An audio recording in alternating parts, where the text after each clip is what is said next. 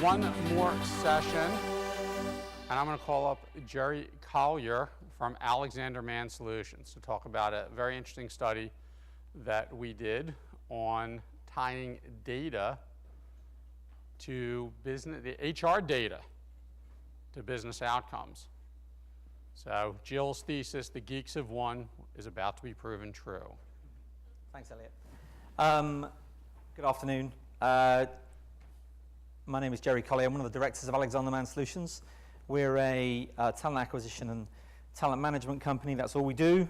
About 2,200, 2,300 people, and delivering our services in 82 countries today. So we think about those things on the screen all the time. There's 11 trends there. We're only going to focus on one today. I could focus on consumer-grade technology and the impact on workforce and HR technology.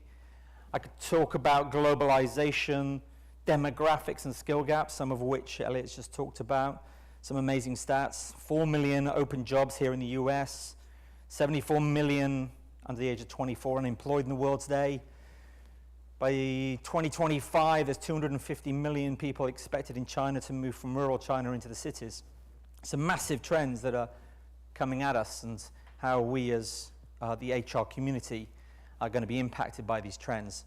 But we wanted to look at big data and analytics, and shared expertise, and Alexander Mann Solutions undertook a study at the back end of last year.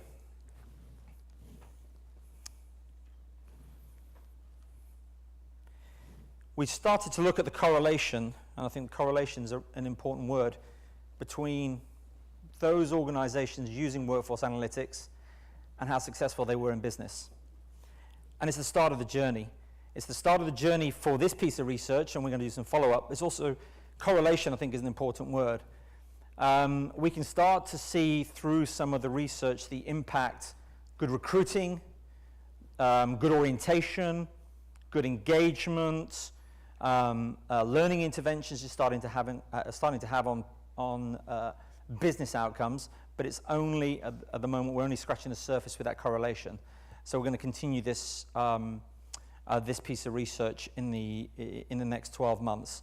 So we wanted to look at this together, and I'm going to ask Elliot just to talk about the research techniques that we applied and some of the findings, and then I'm going to come back and actually highlight a couple of other points.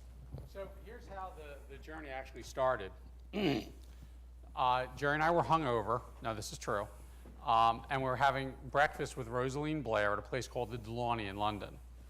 And Jerry said, you know, we have this crazy idea. We want to tie our billing structure, tie our economic model for recruiting into the business outcomes of our clients to say, okay, we're going to hitch our wagon to your success. If we're not helping build your revenue and profitability, then we get less. And I said, gee, that's a really nifty idea. Do we know if they can even measure it? We didn't know before at this point that Jill had found out the geeks had won, okay?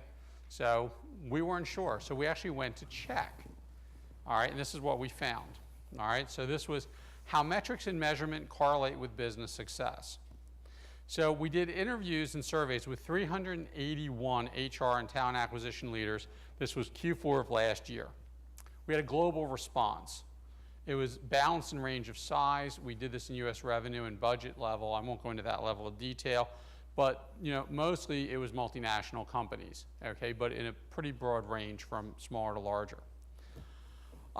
There was questions around the time and effort involved in data collection, how the data was used internally, and how organizations were leveraging that data to drive changes in their HR processes or their talent acquisition business. So some of the key questions: how can I help reduce unplanned attrition? How do I link my action to business outcomes? We looked for performance data that they had used that had created the greatest impact on business outcomes. The efficiency and effectiveness of talent acquisition, new hire impact, employee productivity, and customer satisfaction, big drivers of success in a couple of the companies that were in the survey that are, for example, retail, okay? Where in retail, the customer experience is the best predictor of whether or not they return to the store. All right, so this was a story of missed opportunities.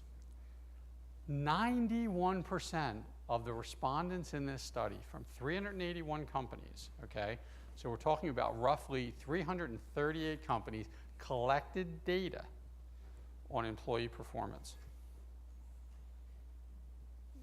51% said they leveraged the data to improve talent acquisition. So there was a tie, sort of a tenuous tie. So of these companies, only roughly half of them were even using it in their talent acquisition process. 89% collected data around talent acquisition operations. Time to fill, cost per hire, funnel, all that stuff. 89% of them had it. 38% of them believe they were even using it. All right, so at this point in the review process, I was so bored my head was hurting, okay? Because we all know this. We have all this time to collect data.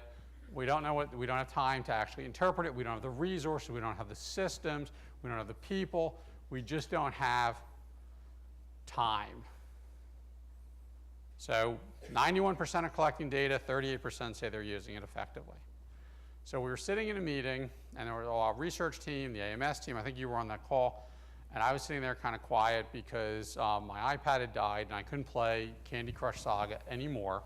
And I finally said to them, is there any way we can check to see, of the companies that said yes, we use our data to tie to business outcomes, if we just looked at that subset and we compared them to a competitive group, how they performed financially? Can we at least look at that? Just rotate around the survey items where they said, yes, we use our data and tie it into business. So we went back, we peeled out all those companies, then we cut out all the ones that were not public because we couldn't get the data on their competitors.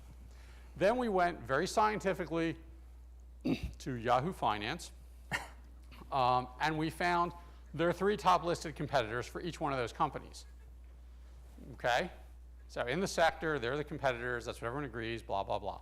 And then we actually took the Morningstar 3-year total return index because we didn't want to have the 1 quarter up, 1 quarter down, kind of thing. Extraordinary items. We're looking at 3-year total return, stock growth, dividend payments, you name it. Return on invested capital, all those metrics that go into the Morningstar, because we like Morningstar. We use Morningstar for our 100 best corporate companies list. Let me tell you, when we announce that, everyone hangs on the end of their seats like it's a baker's dozen on steroids, okay? So we went and did that, and here's what we found. Organizations that collect and leverage their employee performance data, that's where they tie it into metrics, 58% of them outperform their competition. This was about 2 standard deviations above the mean, so there was a detectable competitive advantage. And this is interesting. Anyone feel like they got their socks blown off?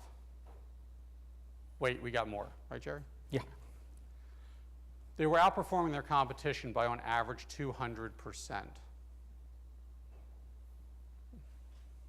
And by the way, the range was actually between one that fell slightly below their competitive control group by about 1% and one that went as high as 1,800%. This was the mean, 200%. It was so interesting, I actually called Professor Capelli and we had an argument about the difference between causation and correlation. I said, I think we have correlation. I'm not sure we have causation. I don't say we had an argument, we had a discussion about it. Because we don't know if using your HR data actually makes you better, or if these companies are just really good at using their data and they're just better, more disciplined companies. What we can tell you is companies that didn't use their HR data and tie it into performance did worse. And let's talk about where we saw the correlations. Amongst this control group, 30% said that the time to performance, time to productivity that they measured with their employees was 80% plus better. That's what they reported. They were 80% plus better if they used their data. That's 30% of the group. 29% said they had 80% plus improvement in customer satisfaction. And this is all the benefits of using their data. They used their HR data, and after they did, we asked them, after you started using your data, what did you see as the outcomes and measurements? 80% plus had an increase in employee productivity. They measured productivity per employee went up by over 80%. So what are we doing at AMS? We're one of our global retail clients. We're doing this. There's been plenty of talk about velocity, volume, variety, big data. It's a bit boring, except when Jill's presenting, it's quite exciting. She's got video. It's actually, let's put it into some practice. So one of our global retail clients said, let's start to identify who our high performers are. Let's look at what their orientation program was like, how they're engaged at the moment, what their hiring process was, where we source those people from, and those data sets sit in different systems, and we put all that together. And we started to think about, can we replicate this success of hiring really talented people? And what might that mean? And what kind of language can we, as HR partners, have with the business? Because the business don't talk about time to hire. They have different language. So how can we start to partner with the business in a different way? So we're really excited in this context that our time to hire went down from 66 days to 26 days, but that kind of wasn't the story here. We're a little bit more excited that the 90-day attrition reduced by 60%, which meant that we were getting better people in and they were staying in the organization. But again, that wasn't what we were chasing here. I think Jill mentioned it's all about the business, or start with the business. Actually, we measure customer satisfaction, hiring manager satisfaction, candidate satisfaction. The business, do they care about that? I'm not sure. What this client cared about was the NPS score in the fitting room. If you went into that retail outlet, what was your experience in the fitting room? Because the correlation for them was great experience in the fitting room meant you'd actually purchase something. So we started to look at the teams in the stores and what impact these high performers would have in the fitting room. You can see there a 4.9% increase, or point increase, in helpful in the fitting room comment, which again is interesting, but I think this is the most interesting.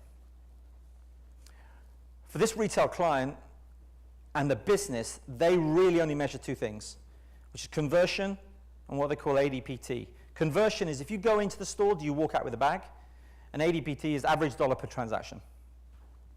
And here we noted that where we had done this study around what a high performer looked like and the correlation with the recruiting process, and we put new processes in place, there was a $3 per transaction increase on average in ADPT. When you put 44,706 transactions per month times $3 times 12 months times 250 stores to the bottom line, that is a business outcome that we start to celebrate. And then I think to Elliot's point, what we are really excited about is starting to align our economic model with that kind of success. So it's not just about stopping at the offer, it's not just about stopping at the hire, it's about starting to use data to track all of this through to performance, track it through to a business outcome, and then trace it all the way back. That piece still needs some more correlation. And to Elliot's point, we aren't 100% sure that the entire cause of this business outcome is because of better recruiting, learning, orientation practice, but there's something there. We've just got to dig a little bit further. So our ask today is to find a common language with the business. Let's start to look at using our data to align to business outcomes.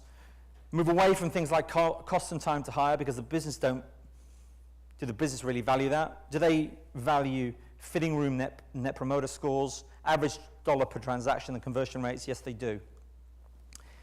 The study that we've done is available on CHRO Today's website. It's up there. And if you want our thought paper on this, which also includes another retail banking client that we've just rolled this piece of work out with as well, please go to the web address there or see any of my colleagues who are in the room today. Thank you very much.